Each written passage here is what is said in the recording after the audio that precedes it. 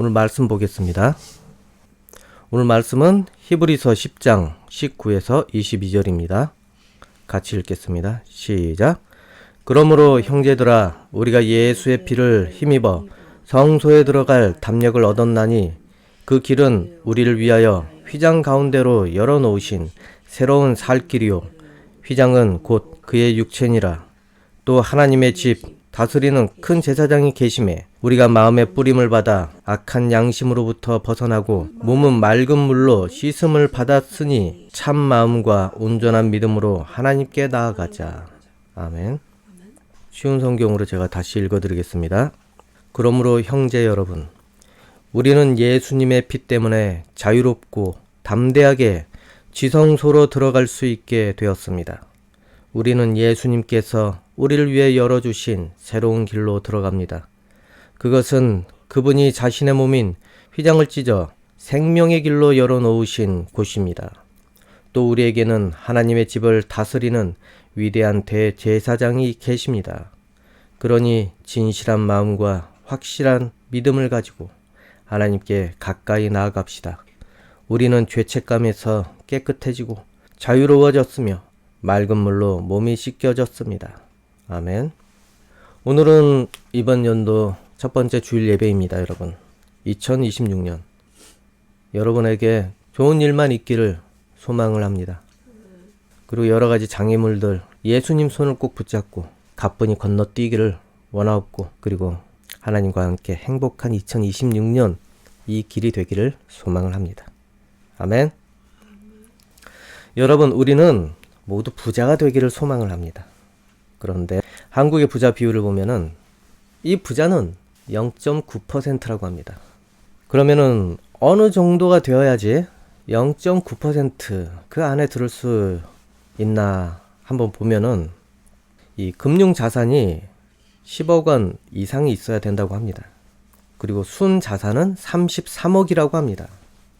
이 순 자산은 뭐 빚진 거 뭐 이런 부채 다 빼고, 그리고 남은 그 재산을 말합니다. 땅이나 건물, 뭐 금, 채권, 주식, 그 다음에 적금 부은 거, 뭐 이런 거 다 합쳐가지고 33억, 적어도 33억 이상은 되어야 부자라고 할 수 있는 것입니다. 그리고 그 중에 금융 자산이 10억 원 이상은 되어야 한다고 합니다. 뭐 그래야 부자라고 합니다. 그리고 상위 0.1% 초부자는 그 순 자산이 86억 이상이 되어야 한다고 합니다. 그런데 여러분, 이렇게 어느 정도 점점 성공하는 그런 사람들은 비슷한 징조가 있다고 합니다. 이제부터 좀 잘 되려고 하는 그런 사람들에게 나타나는 공통적인 징조 하나가 있는데, 그것이 무엇인지 아십니까? 바로 자기 능력을 시험하는 어려움이 그 징조라고 합니다. 그런데 그 어려움은 다른 어려움과 다르게 가면을 썼다고 합니다.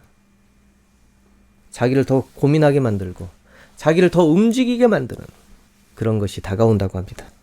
그래서 자기 능력을 최대한 끌어내게 만든다고 합니다. 그래서 그런 상황을 만난 이후에 그것이 기회가 된다고 합니다. 그래서 자기의 상황이 급반전된다고 합니다. 그런데 문제는 이것을 기회로 볼 줄 아는 사람이 몇 명이나 되냐 이거 아니겠습니까?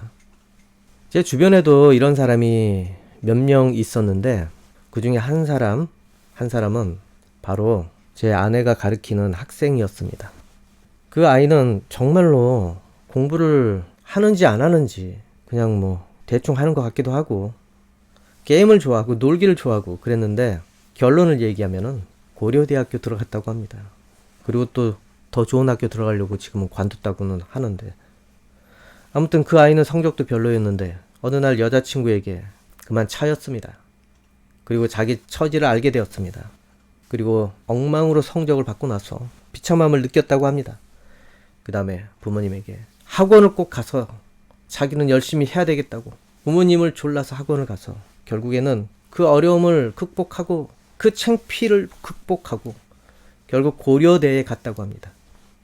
이처럼 여러분, 대부분 성공 앞에는 의미 있는 좌절이 그렇게 있다는 것입니다. 그래서 자기의 이전의 마음과 생각을 모두 내려놓고 비워놓고 그 다음에 전환점을 맞이한 다음에 그리고 결국에는 성공의 길로 들어서게 된다는 것입니다. 좋은 마음으로 좋은 일로 그렇게 성공의 길로 들어서면 얼마나 좋습니까? 그런데 세상이라는 것이 참 이상한 것이, 내가 좋아하는 그런 것들을 통해서는 성공으로 가기가 어렵다는 것입니다. 다 그런 것은 아니지만은 정말로 대단한 성공은 늘 이렇게 내 능력을 촉발을 시켜서 그렇게 온다는 것 아니겠습니까? 그러니 여러분이 마음에 성공하기를 원한다면은 자기 자신을 다듬으시기 바랍니다. 성공으로 향하는 그 전쟁터에서 내가 살아남을 수 있는지 되돌아보고 자기를 다듬어 보십시오. 여러분이 좋아하는 거에는 물론 성공도 있지만 그냥 현상 유지로 그냥 잠깐 좋아하고 마는 그런 것이 될 수도 있습니다.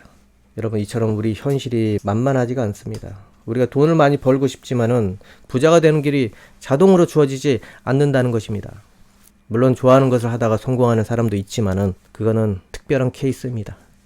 그래서 여러분이 정말로 성공하고 싶고 부자가 되고 싶고 돈을 많이 벌고 싶고 윤택한 생활을 하고자 한다면은 여러분을 지금 현재 기분 좋게 만드는 것에서 여러분은 자유로워야 한다는 것입니다. 여러분이 이것을 내려놓을 수도 있고 붙잡을 수도 있는 그런 마음이 있어야 됩니다. 선택권이 여러분에게 있어야 된다는 것입니다. 그것을 내려놓을 수 있는 용기가, 컨트롤 권한이 여러분에게 아직도 있는지 되돌아보시기 바랍니다.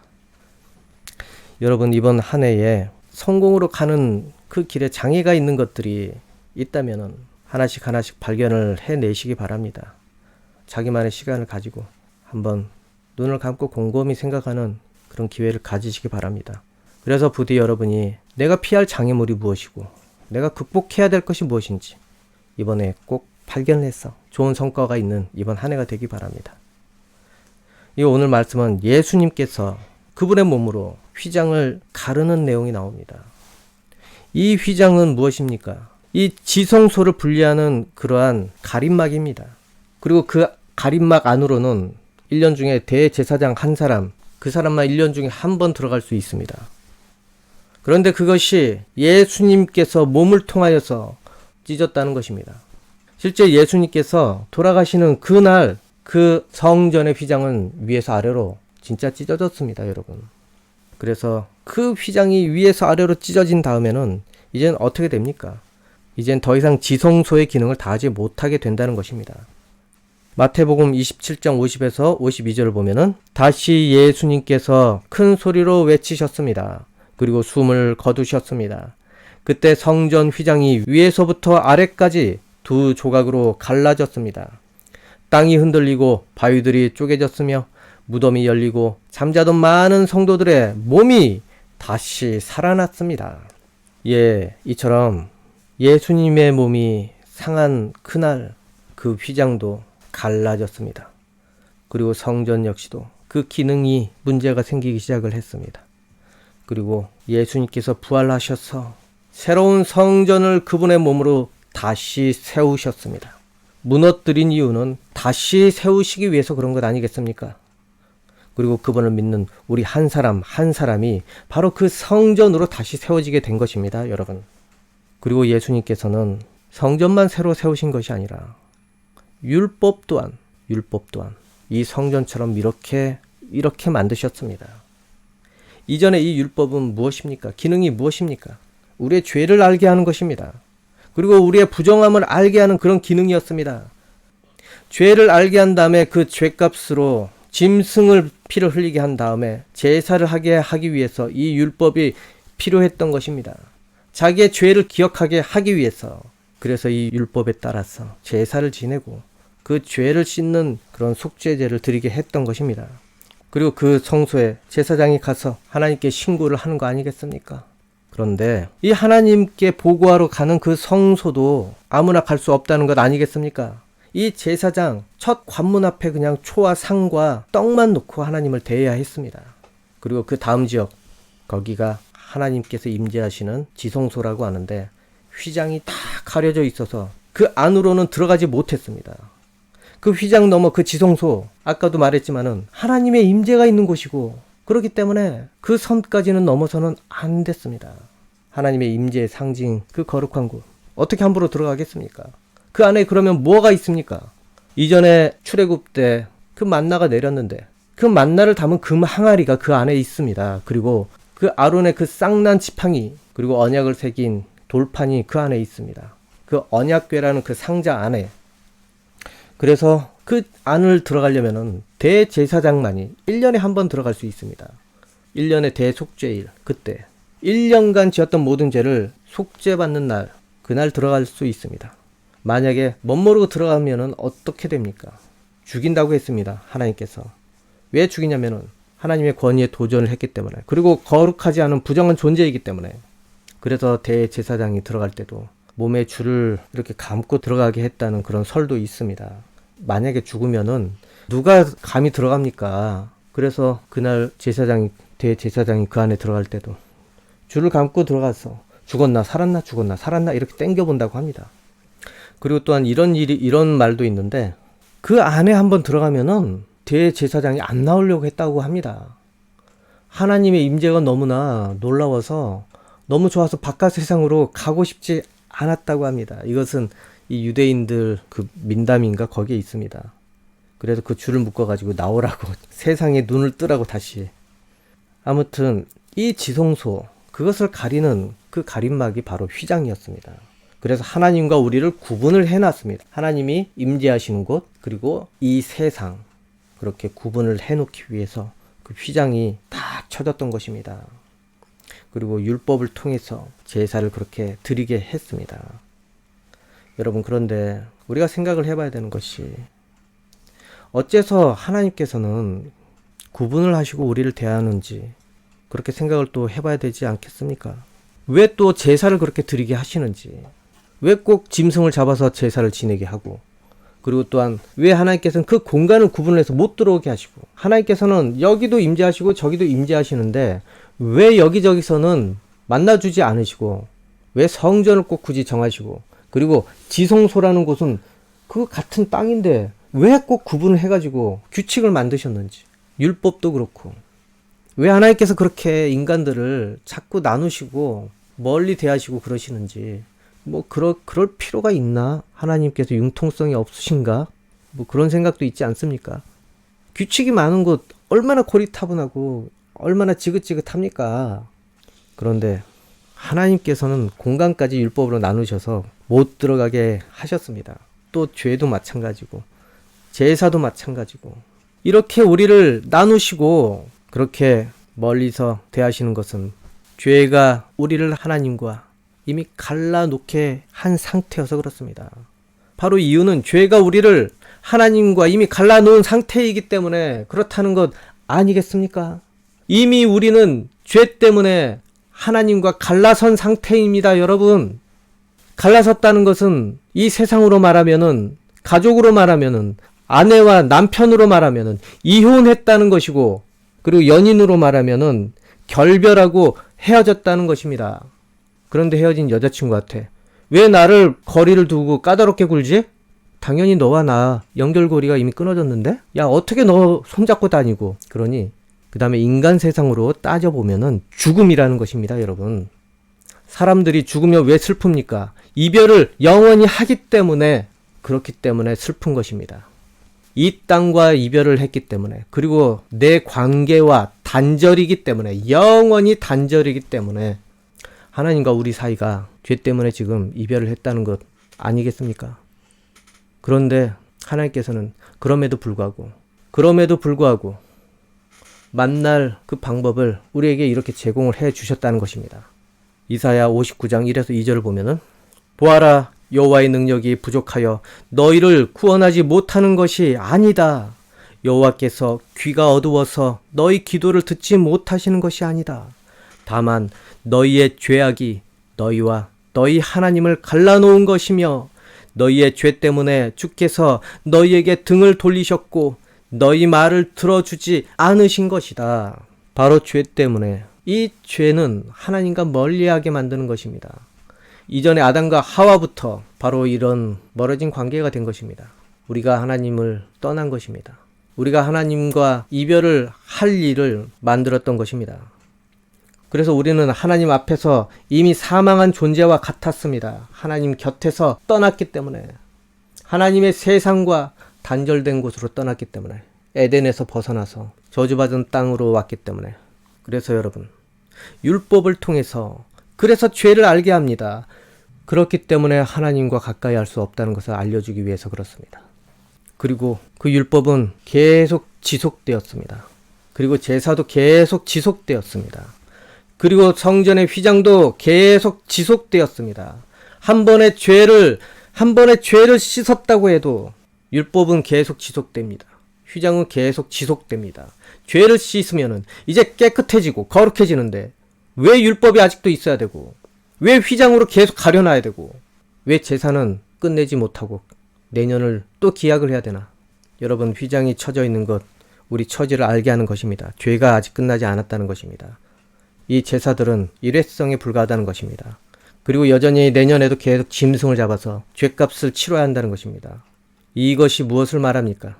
죄가 진짜 깨끗해진 것인지 의문이 들지 않겠습니까? 깨끗해졌는데 왜 하나님께서 여전히 우리를 선을 그으시고 대하시는지. 히브리서 10장 1에서 4절을 보면은 율법은 장차올 좋은 일의 그림자일 뿐이요 참 형상이 아니므로 해마다 늘 드리는 같은 제사로는 나오는 자들을 언제나 온전하게 할 수 없느니라. 그렇지 아니하면 섬기는 자들이 단번에 정결하게 되어 다시 죄를 깨닫는 일이 없으리니 어찌 제사 드리는 일을 그치지 아니하였으리요. 그러나 이 제사들에는 해마다 죄를 기억하게 하는 것이 있나니 이는 황소와 염소의 피가 능히 죄를 없이 하지 못함이라. 여러분, 짐승을 잡아서 자기 죄를 씻는다고 해도 진짜 씻겨진 게 아니라는 것입니다. 자기 죄는 기억될 뿐입니다. 그리고 자기 죄를 이 제사를 드림으로써 깨닫게 된다는 것입니다. 여전히 죄성이 사라지지 않고 죄가 완전히 깨끗하게 되지 않았다는 것입니다. 그래서 율법이 여전히 남아서 내년을 다스리게 되고 죽을 때까지 다스리게 되고 죽을 때까지 제사를 여전히 드릴 수밖에 없었습니다. 그렇기 때문에 어떻게 휘장을 치울 수 있겠습니까? 여전히 죄가 남아서 다스리고 있는데 어떻게 율법을 치울 수 있겠습니까? 하지만 여러분, 그 열리지 않던 그 휘장, 끝나지 않았던 그 제사, 그리고 잊혀지지 않고 계속 지켜야 하는 그 율법들, 예수님께서 오신 다음에 완전히 바뀌었습니다. 예수님께서 이 율법을 끝내셨습니다. 이 지긋지긋한 율법을 끝내셨습니다. 율법을 끝냈다는 것은 무엇을 의미합니까? 이제 그것을 통해서 죄를 알 필요가 없고 죄를 깨달을 필요도 없고 그것을 통해서 정죄받을 필요가 없다는 것입니다. 그리고 예수님께서 오신 이후에 성전 제사를 끝내셨습니다.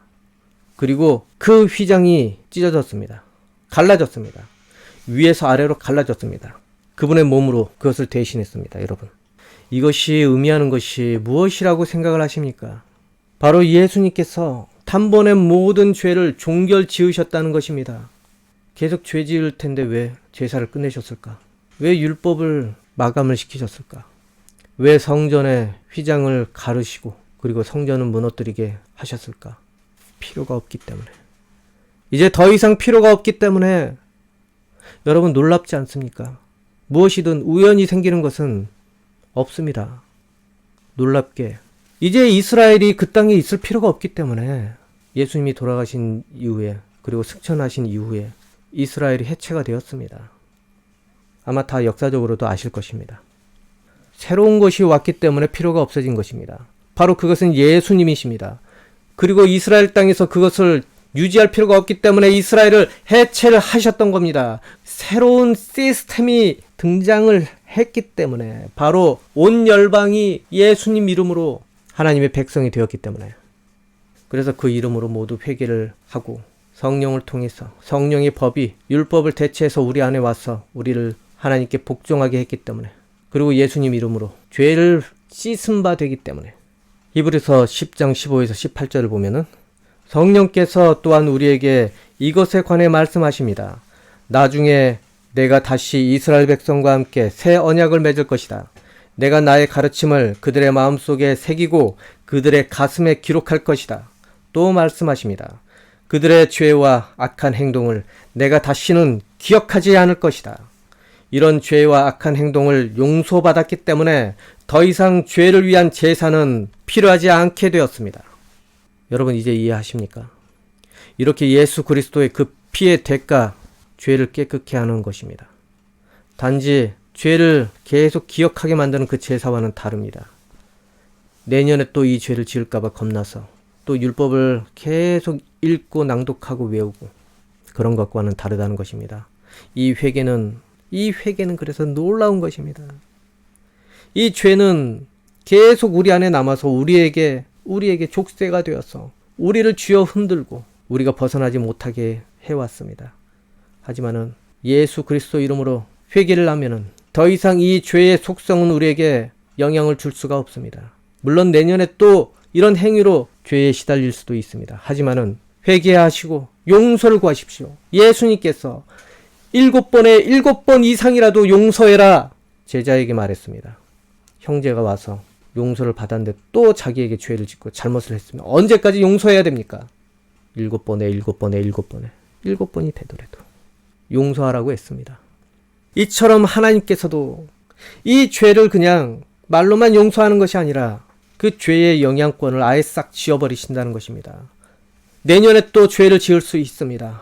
똑같은 죄를 또 지을 수 있습니다. 하지만 언제까지라도 하나님께서는 예수 그리스도 그 이름으로는 여러분의 죄를 씻을 인내가 또 자비심이 있습니다.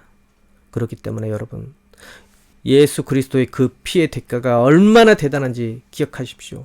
그 죄는 살아 숨쉬어서 다른 사람들을 집어삼킵니다. 망하게 만듭니다. 한번 죄를 저지른 사람은 그 마인드가 자기 자신을 움직입니다. 죄책감 때문에. 그 죄를 가리려고. 그 마음이 얼마나 위축돼서 여러 가지를 저지릅니까? 회피를 하지 않습니까? 죄를 가지고 살다 보면은 분별력이 떨어지게 되고 죄를 의식하면서 사람을 대하다 보면 불필요한 행동을 많이 하게 되고 불필요한 감정을 가지고 사람을 대하게 될 수밖에 없습니다. 하지만 예수님을 믿고 예수님 이름으로 회개를 하게 된다면 그 죄의 영향권은 나에게 아무 일도 하지 못하게 됩니다. 더 이상 여러분을 지배할 수가 없다는 것입니다. 그렇기 때문에 여러분, 이 하나님께서 얼마나 놀라운 결정을 하시고 결단을 내리셨습니까?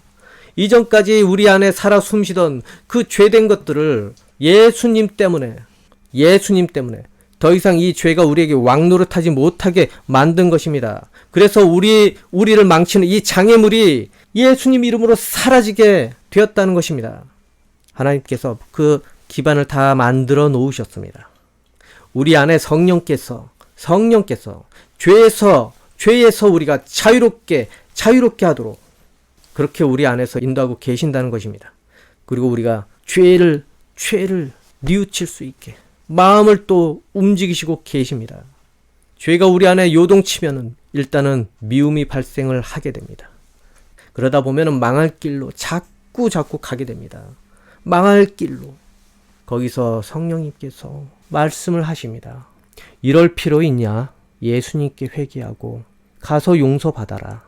사람에게도 용서받고 미안하다고 해라. 불필요한 일로 네가 망할 길로 가지 마라.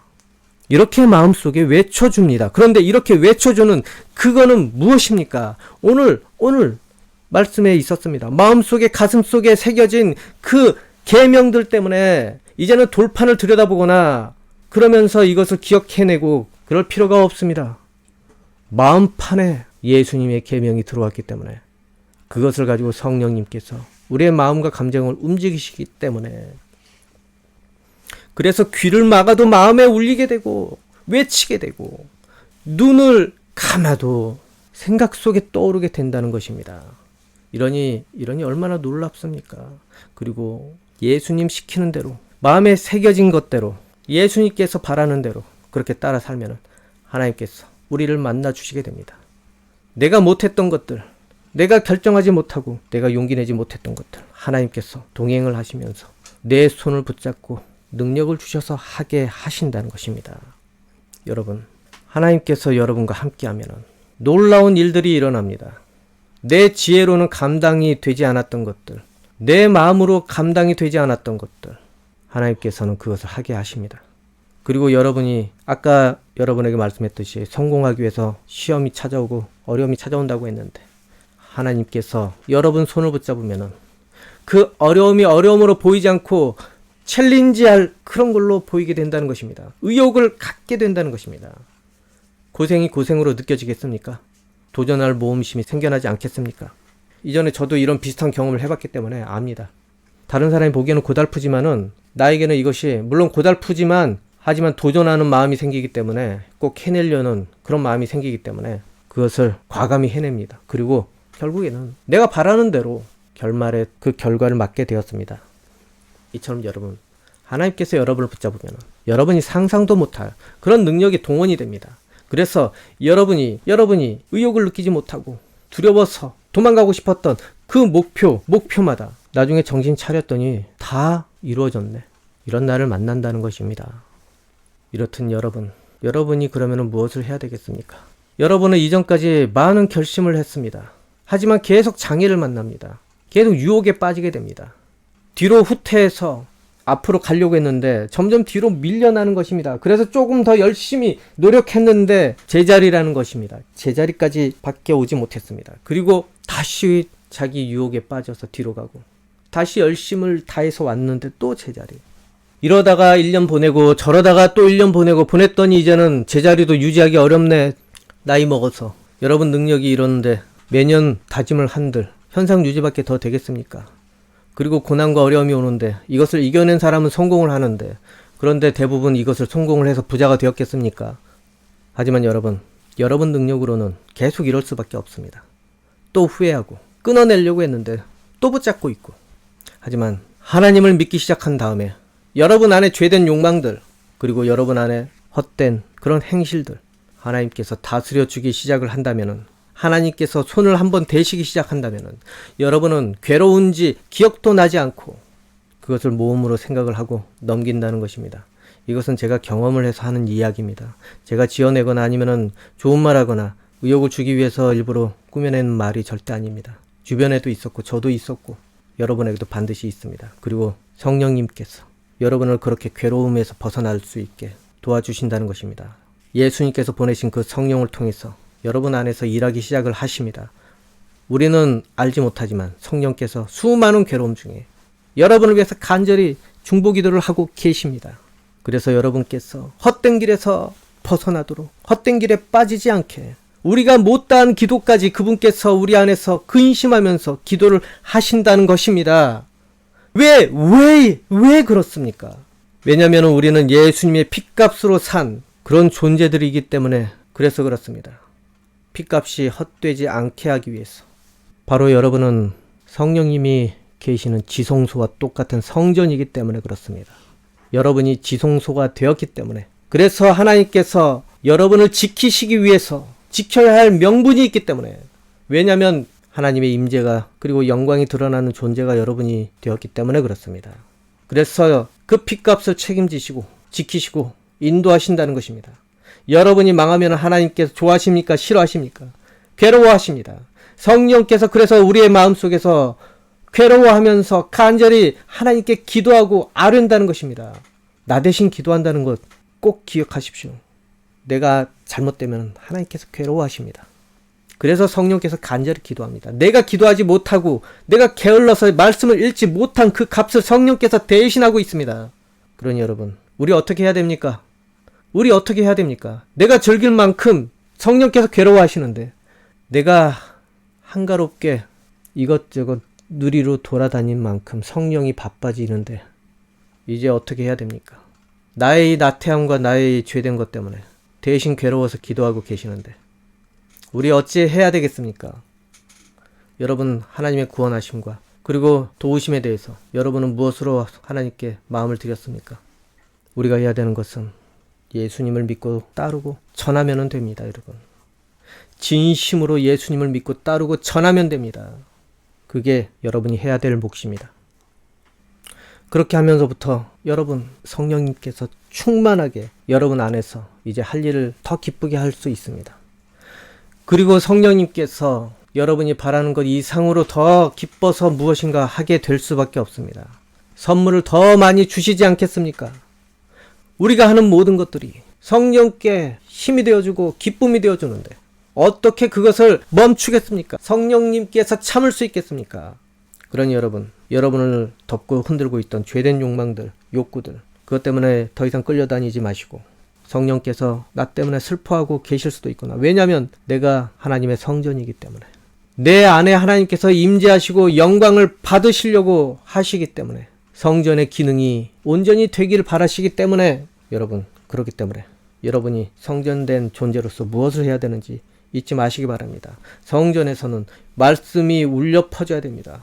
그리고 하나님께 계속 기도가 드려져야 되고, 그리고 하나님의 영광을 드러내야 하는 것입니다. 예수님이 느껴지지 않고 말씀이 읽혀지지 않고 기도가 되지 않으면 여러분은 성전 기능이 문 닫은 거 아니겠습니까? 그러니 성령이 대신해서 그 기능을 유지하고 있는 것입니다. 성령께서 괴로워하시면서 여러분 대신 기도하고 있다는 것입니다. 여러분이 잘 되기 위해서 대신 기도하고 있다는 것입니다. 여러분이 예수님을 통해서 기도를 하지 않은데, 그러면 망하기 때문에, 성전이 완전히 문 닫아야 되기 때문에 여러분 대신 여러분이 못한 기도를 그 안에서 하고 계신다는 것입니다. 유지라도 시키기 위해서, 이스라엘처럼 해체되지 않기 위해서. 그래서 여러분이 죄된 욕망을 저지를 때마다 성령은 더 괴로워하면서 그 목까지 기도하고 계십니다. 여러분이 죄로 인해서 끌려다닐 때, 예수님께서 느껴지지 않을 때도 붙잡으면서 조금이라도 느끼게 여러분 옆에서 속삭이고 계신다는 것입니다. 여러분, 이번 한 해 새로운 한 해입니다. 자신 안에 성령의 속삭임을 반드시 발견하시기 바랍니다. 그래서 귀를 기울이시기 바랍니다. 얼마나 괴로워하시면서 나를 위해서 기도하고 계시는지. 주변 사람들 여러분을 위해서 누가 그렇게 기도합니까? 잊혀지면 그만이고, 기억나면 기도해주고, 자기 기도도 바쁜데 여러분을 위해서 누가 감정을 소모합니까? 할 수도 있지만은 정말로 가까운 사이 아니면은 누가 합니까? 근데 성령께서는 모든 것을 알기 때문에 너무나 더 괴롭고 너무나 더 간절한 마음으로 여러분을 위해서 기도를 합니다. 망하지 않게 하기 위해서. 여러분이 자기 위해서도 기도를 안 하는데 성령께서는 여러분을 위해서 여러분이 하지도 않는 것들을 대신 기도하고 계신다는 것입니다. 그러니 부디 여러분, 이번 연도 성령님의 속삭임에 귀를 기울이시기 바랍니다. 이제 성령님의 음성을 들으시고 성령님께서 괴로워하는 것을 또 느끼시고, 그래서 여러분 기도를 여러분도 같이 해야 되는 것 아니겠습니까? 그리고 난 다음에는 여러분이 이전에 그 소홀함으로 인한 그 모든 죄들 예수님 이름으로 용서해 주십시오 하면은 이제는 깨끗이 용서된다는 것입니다. 그 순간부터 이제는 더 이상 거론하지 않는다는 것입니다. 이후에는 여러분에게 지혜를 주십니다. 이전에 죄된 것들이 더 이상 장애가 되지 않고 묶어놨던 지혜들을 다 풀어주십니다. 그리고 이제는 또한 그 지혜대로 할 수 있도록 참을 인내를 주시게 되고, 그리고 자기 관리를, 자기 분별력을 할 수 있도록 여러분 마음에 분별력을 허락을 해 주십니다. 그리고 머리에는 통찰력을 주셔서 성령님께서 임재한다는 것을 분명히 증명을 해주게 될 것입니다. 그래서 여러분, 이번 연도도 이대로 살아도 되는 것인가 생각을 해보십시오. 자신 안에 있는 충동과 욕구가 어떤 역할을 그동안 나에게 해왔는지 생각을 잘 해보시기 바랍니다. 그리고 만약 그러한 것이 여전히 있다면 예수님 이름으로 이렇게 선포하시기 바랍니다. 예수 그리스도 이름으로 이렇게 선포하시기 바랍니다. 예수 그리스도 이름으로 선포한다. 따라하십시오. 예수 그리스도 이름으로 선포한다. 내 앞에 가려진 이 죄악된 충동과 욕구들아, 모두 예수 그리스도 이름으로 명령하노니 다스려질지어다.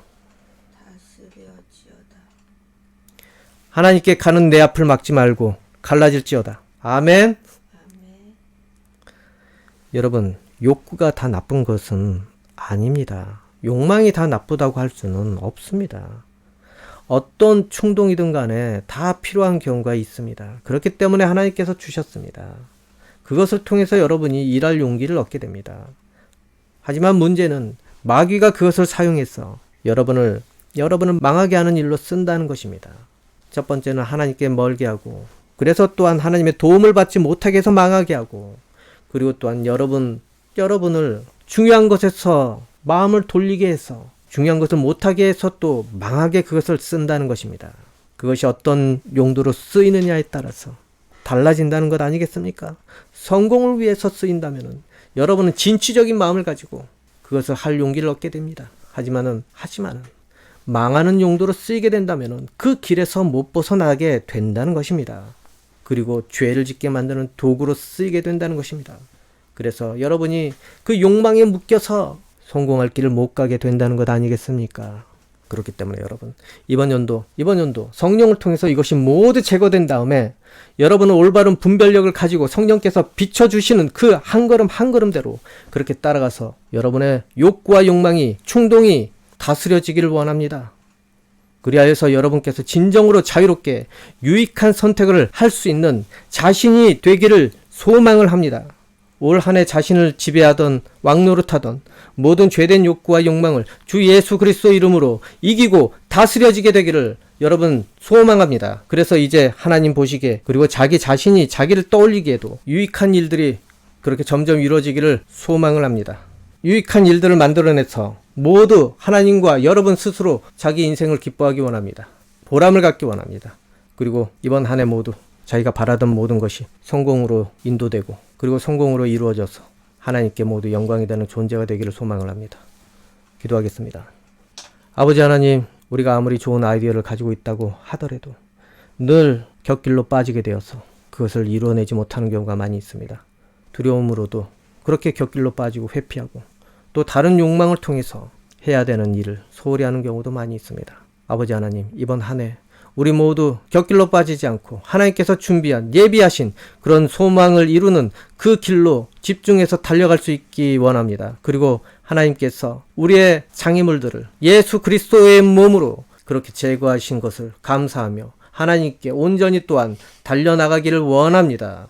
예수님께서 가르신 그 휘장을 우리가 다시 만들어서 우리 앞에 가리지 않기 원하고 하나님을 기쁨으로 맞아들이고 성령을 근심하게 하지 않는 그런 인생들이 되기를 소망을 합니다. 이번 2026년도 아버지 하나님, 새로운 소망을 우리가 품고 하나님 안에서 그것이 이루어지기를 소망을 합니다. 아버지 하나님, 우리의 힘이 되어 주시옵소서.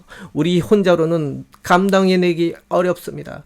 모든 유혹과 모든 미혹에서 우리가 자유롭게 옳은 길을 선택하고 성공할 길을 선택할 수가 없습니다. 주님, 연약해진 우리 심령에 오셔서 우리를 다스려 주시옵고 우리 대신 나를 위해서 기도하는 성령님을 우리가 꼭 기억하고 우리도 변하려고 자기 자신을 다스릴 수 있기 원합니다. 아버지 하나님, 도와주시옵소서. 우리의 죄된 이런 욕망들과 행실들과 나태한 이 마음들을 용서해 주시옵소서. 그리고 하나님께서 이것들을 회개하고 뉘우치고 변하려고 하였을 때 기억도 안 하신다고 하셨습니다.